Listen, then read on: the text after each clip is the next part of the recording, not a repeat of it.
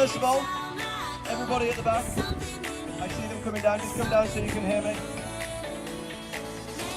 So for those of you who have never been here before, you've never spoken to myself, my name is Tom. I'm one of the founders of 7 Clean Sea. We went and cleaned the beach on our own, it was very lonely. And then we had 34 people at our second cleanup, 180 at our third cleanup. And now look at this wicked crowd we've pulled today. It's the first cleanup in 2020, but today, in the last 18 months,